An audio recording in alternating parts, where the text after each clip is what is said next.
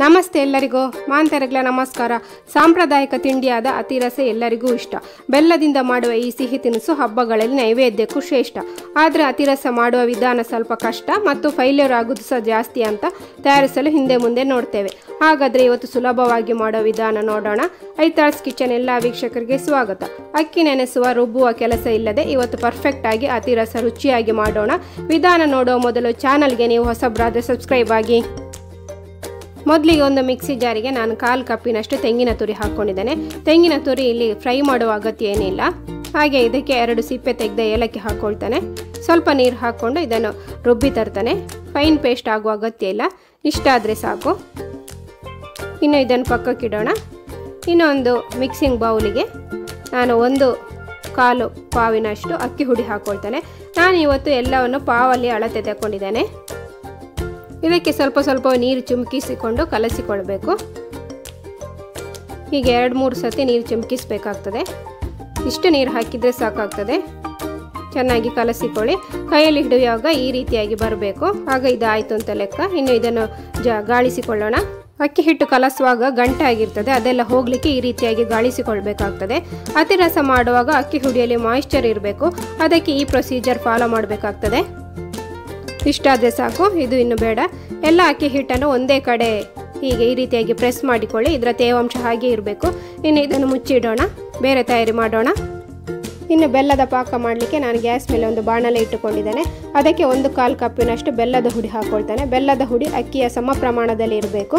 ಅದಕ್ಕೆ ಬೆಲ್ಲದ ಅರ್ಧದಷ್ಟು ಅಂದರೆ ಅರ್ಧ ಪಾವಿಗಿಂತ ಸ್ವಲ್ಪ ಜಾಸ್ತಿ ನೀರು ಹಾಕ್ಕೊಂಡು ಬೆಲ್ಲವನ್ನು ಕರಗಿಸಿಕೊಳ್ಳೋಣ. ಫ್ಲೇಮ್ ಮೀಡಿಯಲ್ಲೇ ಇಟ್ಟುಕೊಂಡು ಮಾಡಿ. ಅತಿರಸ ಮಾಡುವಾಗ ಮೆಜರ್ಮೆಂಟ್ ಕರೆಕ್ಟಾಗಿದ್ದರೆ ಅತಿರಸ ಪರ್ಫೆಕ್ಟಾಗಿ ಬರ್ತದೆ. ಬೆಲ್ಲದ ಪಾಕ ಕರೆಕ್ಟಾಗಿ ಬರಬೇಕು. ಅದಕ್ಕೆ 1 ಕಪ್ಪಿನಲ್ಲಿ ಸ್ವಲ್ಪ ನೀರು ತಗೊಂಡಿದ್ದೇನೆ. ಅದಕ್ಕೆ 2-3 ಡ್ರಾಪಿನಷ್ಟು ಬೆಲ್ಲದ ನೀರು ಹಾಕ್ಕೊಳ್ಳೋಣ. ಬೆಲ್ಲ ನೀರಲ್ಲಿ ಈ ರೀತಿಯಾಗಿ ಹರಡಿಕೊಂಡ್ರೆ ಪಾಕ ಆಗಲಿಲ್ಲ ಅಂತ ಅರ್ಥ. ಪುನಃ 1-2 ನಿಮಿಷ ಕುದಿಲಿ. ಆಮೇಲೆ ಪುನಃ ನಾನು ಚೆಕ್ ಮಾಡ್ತಾ ಇದ್ದೇನೆ. ಸ್ವಲ್ಪ ನೀರಿಗೆ 2 ಡ್ರಾಪ್ ಬೆಲ್ಲ ಹಾಕಿ ನೋಡ್ತಾ ಇದ್ದೇನೆ. ಈಗ ನೋಡಿ, ಇದು ಹರಡ್ತಾ ಇಲ್ಲ. ಇಷ್ಟ ಆದರೆ ಸಾಕು. ಈಗ ಪಾಕ ರೆಡಿಯಾಗಿದೆ. ಇನ್ನು ತಡ ಮಾಡದೆ ಮೊದಲೇ ರುಬ್ಬಿ ಇಟ್ಟುಕೊಂಡಿದ್ದ ತೆಂಗಿನಕಾಯಿ ಮಿಶ್ರಣ ಹಾಕ್ಕೊಳ್ಳೋಣ. ಹಾಗೆ ಮೊದಲೇ ಫ್ರೈ ಮಾಡಿ ಇಟ್ಟುಕೊಂಡಿದ್ದ 2 ಸ್ಪೂನ್ನಷ್ಟು ಗಸಗಸೆ, ಫ್ರೈ ಮಾಡಿದ 2 ಸ್ಪೂನ್ನಷ್ಟು ಬಿಳಿ ಎಳ್ಳು ಹಾಕ್ಕೊಳ್ತಾನೆ. ಹಾಗೆ 1 ಸ್ಪೂನಷ್ಟು ಪೆಪ್ಪರ್ ಪೌಡರ್ ಹಾಕ್ಕೊಳ್ತಾನೆ. ಇನ್ನು 3-4 ಸ್ಪೂನಷ್ಟು ಗೋಧಿ ಹುಡಿ ಹಾಕ್ಕೊಳ್ಳೋಣ. ಗೋಧಿ ಹುಡಿ ಹಾಕೋದ್ರಿಂದ ಅತಿರಸ ಮೃದುವಾಗಿ ಬರ್ತದೆ. ಹಾಗೆ ಎಣ್ಣೆಯಲ್ಲಿ ಫ್ರೈ ಮಾಡಿಕೊಳ್ಳುವಾಗ ಅತಿರಸ ಬಿಟ್ಟುಕೊಳ್ಳೋದಿಲ್ಲ. ಕೊನೆಯಲ್ಲಿ ಗಾಳಿಸಿ ಮುಚ್ಚಿಟ್ಟಿದ್ದ ಅಕ್ಕಿ ಹುಡಿಯನ್ನು ಸ್ವಲ್ಪವೇ ಹಾಕ್ಕೊಂಡು ಕಲಸಿಕೊಳ್ಳೋಣ. ಈ ರೀತಿಯಾಗಿ ಚೆನ್ನಾಗಿ ಮಿಕ್ಸ್ ಮಾಡಿಕೊಳ್ಳಿ. 1 ನಿಮಿಷದಷ್ಟು ಮಿಕ್ಸ್ ಮಾಡಿಕೊಂಡ್ರೆ ಸಾಕು. ಟೆಕ್ಸ್ಚರ್ ಇದೇ ರೀತಿಯಾಗಿ ಇರಲಿ. ಸ್ವಲ್ಪ ಗಟ್ಟಿ ಇದೆ ಅಂತ ಅನಿಸಿದರೆ 1-2 ಸ್ಪೂನಷ್ಟು ನೀರು ಹಾಕ್ಕೊಂಡು ಪುನಃ ಚೆನ್ನಾಗಿ ಮಿಕ್ಸ್ ಮಾಡಿಕೊಳ್ಳಿ. ಇನ್ನು ಗ್ಯಾಸ್ ಆಫ್ ಮಾಡಿಕೊಳ್ಳೋಣ. ಮೇಲ್ಗಡೆ 4 ಸ್ಪೂನಷ್ಟು ತೆಂಗಿನೆಣ್ಣೆ ಹಾಕ್ಕೊಳ್ತಾನೆ. ತೆಂಗಿನೆಣ್ಣೆಯ ಬದಲು ನೀವು ತುಪ್ಪ ಬೇಕಾದರೂ ಹಾಕ್ಕೊಳ್ಬೋದು.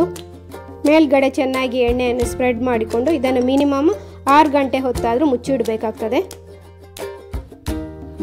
6 ಗಂಟೆ ನಂತರ ಈಗ ಇದನ್ನು ನಾನು ಪುನಃ ಕೈಯಲ್ಲಿ ಚೆನ್ನಾಗಿ ಮಿಕ್ಸ್ ಮಾಡಿಕೊಳ್ತಾನೆ. ನೋಡಿ, ಸರಿಯಾದ ಹದದಲ್ಲಿ ಇದೆ. ಈ ಹದದಲ್ಲಿ ಇರಬೇಕು.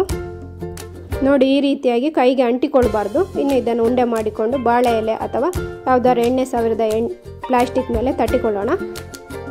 ಇನ್ನು ಬಾಳೆ ಎಲೆಗೆ ಎಣ್ಣೆ ಸವರಿ ಇಟ್ಟುಕೊಂಡಿದ್ದೇನೆ. ಅದರಲ್ಲಿ ಅತಿರಸೆಗೆ ಶೇಪ್ ಕೊಡೋಣ. ತುಂಬ ತೆಳುವು ಇರಬಾರ್ದು, ದಪ್ಪವೂ ಇರಬಾರ್ದು. ಪೂರಿಗಿಂತ ಸ್ವಲ್ಪ ದಪ್ಪವಾಗಿ ತಟ್ಟಿಕೊಳ್ಳೋಣ. ಇನ್ನು ಗ್ಯಾಸ್ ಮೇಲೆ ನಾನು ಎಣ್ಣೆ ಬಿಸಿಗೆ ಇಟ್ಟುಕೊಂಡಿದ್ದೇನೆ. ನಾನಿಲ್ಲಿ ತೆಂಗಿನ ಎಣ್ಣೆ ಯೂಸ್ ಮಾಡ್ತಾ ಇದ್ದೇನೆ. ನೀವು ನಿಮಗೆ ಇಷ್ಟದ ಅಡಿಗೆ ಎಣ್ಣೆ ಯೂಸ್ ಮಾಡಿಕೊಳ್ಳಿ. ಒಂದೊಂದೇ ಅತಿರಸವನ್ನು ಹಾಕ್ಕೊಂಡು ಫ್ರೈ ಮಾಡಿಕೊಳ್ತಾನೆ.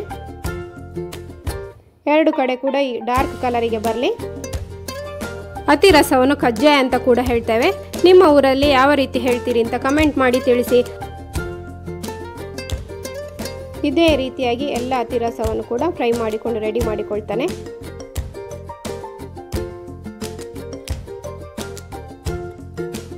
ಅತಿರಸ ಮಾಡುವಾಗ ಅಳತೆ ಪರ್ಫೆಕ್ಟ್ ಆಗಿರಬೇಕು. ಹಾಗೆ ವಿಧಾನವನ್ನು ಕರೆಕ್ಟಾಗಿ ಫಾಲೋ ಮಾಡಿದರೆ ಯಾವುದೇ ಫೈಲ್ಯೂರ್ ಇಲ್ಲದೆ ಅತಿರಸ ರೆಡಿ ಆಗ್ತದೆ. ನೋಡಿ, ಹೊರಗಡೆ ಸ್ವಲ್ಪ ಕ್ರಿಸ್ಪಿಯಾಗಿ ಒಳಗಡೆ ಮೃದುವಾಗಿ ಅತಿರಸ ರೆಡಿಯಾಗಿದೆ. ಹಾಗೆ ವಿಧಾನ ಇಷ್ಟ ಆದರೆ ಲೈಕ್ ಮಾಡಿ, ಶೇರ್ ಮಾಡಿ, ಕಮೆಂಟ್ ಮಾಡಿ. ಚಾನಲ್ ಸಬ್ಸ್ಕ್ರೈಬ್ ಆಗಲು ಮರಿಬೇಡಿ.